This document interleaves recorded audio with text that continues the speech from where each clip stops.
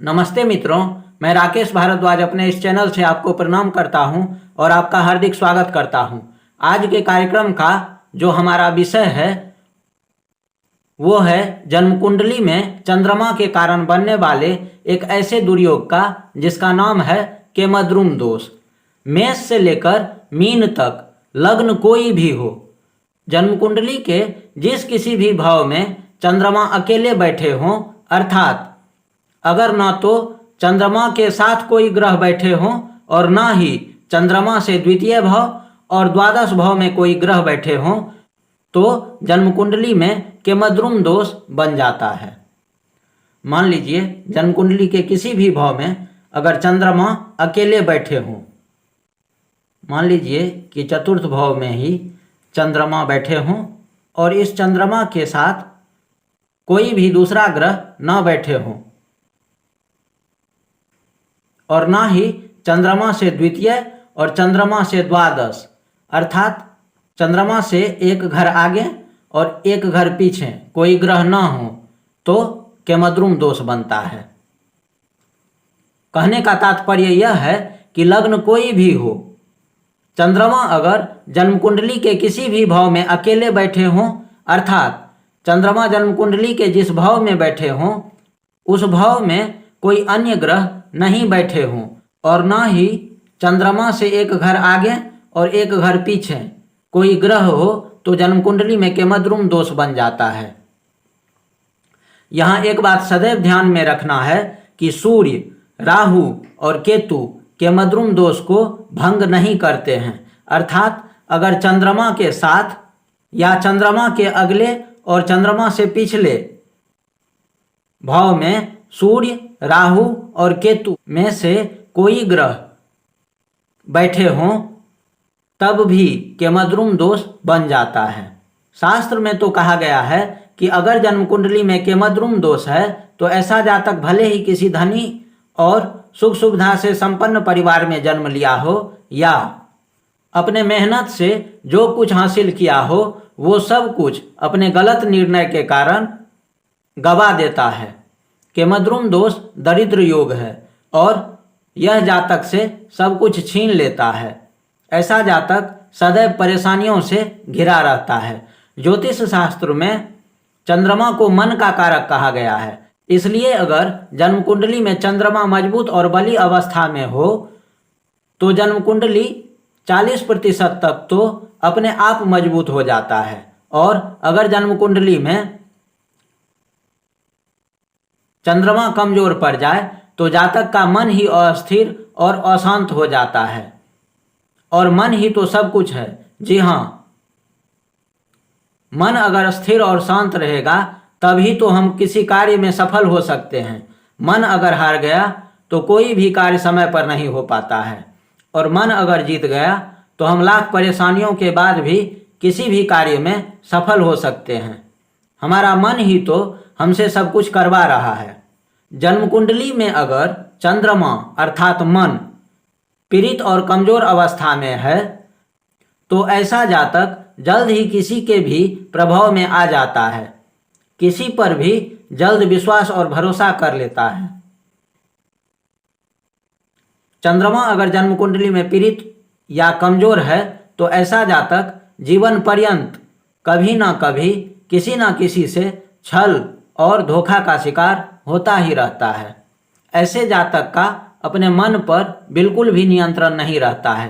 कभी कभी तो ऐसा जातक दोहरी जिंदगी जीने पर मजबूर हो जाता है। कुछ मामलों में सही फैसला ले ही नहीं पाता है। चंद्रमा का स्वभाव है बढ़ना और घटना। बहुत शीघ्र गति से, अर्थात 2.25 दिन में ही राशि बदल लेते हैं, और पृथ्वी के सबसे नजदीक होने के कारण चंद्रमा का प्रभाव व्यक्ति विशेष पर सबसे ज्यादा रहता है।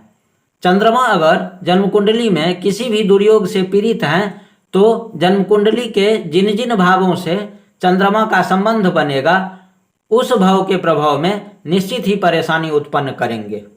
इसलिए सुनफा, अनफा और दुर्धरा योग को शास्त्र में महान राजयोग बताया गया है, क्योंकि जन्म कुंडली में इन योगों में से कोई भी एक योग हो तो सबसे पहले यह योग केमद्रुम दोष को खत्म कर देता है। सुनफा योग, लग्न कुंडली कोई भी हो और चंद्रमा लग्न कुंडली के जिस किसी भी भाव में बैठे हों, चंद्रमा से द्वितीय भाव अर्थात एक घर आगे सूर्य, राहु और केतु के अलावा कोई भी ग्रह हो तो सुनफा योग बनता है। अनफा योग, चंद्रमा से द्वादश भाव अर्थात एक घर पीछे सूर्य, राहु और केतु के अलावा कोई भी ग्रह हो तो अनफा योग बनता है। दुरुधरा योग, चंद्रमा के दोनों तरफ अर्थात चंद्रमा से द्वितीय और द्वादश भाव में सूर्य, राहु और केतु के अलावा कोई भी ग्रह हो तो दुरुधरा योग बनता है। अब शास्त्र के अनुसार कुछ विशेष परिस्थितियों में केमद्रुम दोष भंग भी होता है। केमद्रुम दोष भंग के लिए शास्त्र में जो सूत्र या विकल्प दिया गया है उस सूत्र को समझ लेते हैं। सूत्र नंबर 1, अगर जन्म कुंडली में चंद्रमा केमद्रुम दोष में है लेकिन उस चंद्रमा पर कहीं से भी देवगुरु बृहस्पति की दृष्टि पड़ जाए तो केमद्रुम दोष भंग हो जाता है। मान लीजिए चतुर्थ भाव में चंद्रमा अगर केमद्रुम दोष से पीड़ित है तो गुरु अगर अष्टम में या दशम में या द्वादश में, इन भावों में कहीं भी बैठेंगे तो चंद्रमा पर देवगुरु बृहस्पति का दृष्टि होगा और इस अवस्था में केमद्रुम दोष भंग माना जाएगा। सूत्र नंबर 2, चंद्रमा से केंद्र में अर्थात जन्म कुंडली के जिस किसी भी भाव में चंद्रमा अकेले बैठे हैं वहां से 1, 4, 7 और 10 भावों में से किसी भी भाव में कोई ग्रह हो तो केमद्रुम दोष भंग हो जाता है। सूत्र नंबर 3, लग्न से अर्थात प्रथम भाव से केंद्र में अर्थात जन्म कुंडली के 1, 4, 7 और 10 भावों में से किसी भी भाव में कोई ग्रह बैठे हों तो केमद्रुम दोष भंग हो जाता है। यदि किसी के जन्म कुंडली में केमद्रुम दोष है तो सोमवार के दिन भगवान भोलेनाथ के मंदिर में जाकर शिवलिंग पर दूध से अभिषेक करने से जन्म कुंडली में केमद्रुम दोष का प्रभाव समाप्त हो जाता है। कहने का तात्पर्य यह है कि जिस पात्र से पूजा करना हो उस पात्र में थोड़ा सा दूध लेकर उसमें जल मिला लें और शिवलिंग पर चढ़ा दें। शिव मंदिर में दूध से अभिषेक करने पर केमद्रुम दोष का प्रभाव समाप्त हो जाता है। चांदी का छल्ला या कड़ा धारण करने से भी चंद्रमा का प्रभाव सकारात्मक हो जाता है। अगर जन्म कुंडली में चंद्रमा पीड़ित या कमजोर हैं तो ऐसे जातक को रात में दूध पीने से बचना चाहिए। तो अब आज आपसे आज्ञा चाहता हूँ। प्रणाम।